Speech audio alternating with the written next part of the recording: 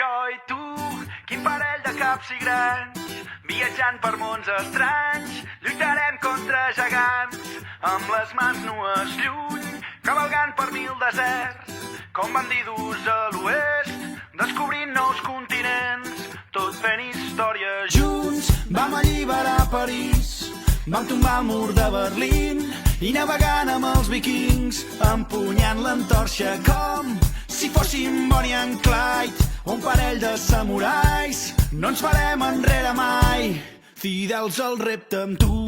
No hi ha dues nits iguals, no hi ha dubtes ni temors, no hi ha principis ni finals.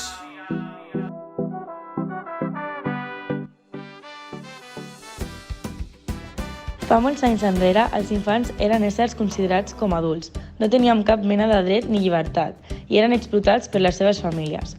Aquestes tenien molts fills per tal que des de ben petits contribuïssin en l'ajuda econòmica treballant. És per això que els infants treballaven moltes hores seguides amb els salaris mínims. A poc, el punt de vista de diversos pensadors, filòsofs i pedagogs van anar canviant, centrant-se més en l'infant i en els seus drets. Això va influir molt en la visió que es tenia d'aquest, fent que estableixin uns drets universals on es garantissin la seva dignitat. Gràcies a aquests drets, avui en dia l'infant és considerat com a subjecte de dret, de protecció per part de la col·lectivitat, amb competència i capacitats per manifestar-se. La infància passa a ser el principal centre de preocupació de benestar i activa en dret. En 1889 es va establir la Convenció sobre els Drets de l'Infant. Aquest és un text amb 54 articles separats per 4 categories: universal i indivisible, que és per a tot infant i no hi ha prioritat en els drets, és a dir, que tots els drets són igualment importants.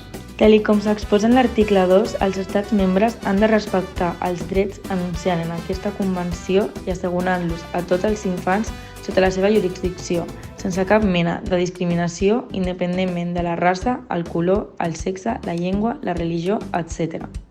No obstant això, actualment encara existeixen països on aquestes desigualtats continuen.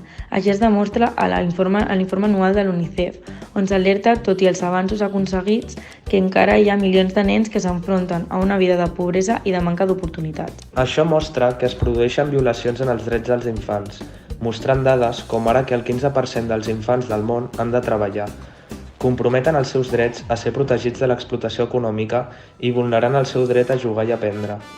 També, l'11% de les nenes es casen abans de complir els 15 anys, posant en risc el seu dret a la salut, educació i protecció. El dia 20 de novembre, Dia Internacional dels Drets dels Infants, dona objectiu a recordar i conscienciar la ciutadania que els infants són el col·lectiu més vulnerable de tota la societat, però alhora el més important, ja que són el present i futur de les pròximes generacions. Volem que tots els infants del món tinguin una vida digna, que puguin viure i créixer com a persones. Per aconseguir-ho és necessari la implicació de tots els ciutadans. Volem aconseguir que les desigualtats desapareguin i que tots els infants siguin respectats i tractats amb igualtat, malgrat les diferències entre ells. Atreveix-te a lluitar pel que vols. No et dic que serà fàcil, però sí valdrà la pena.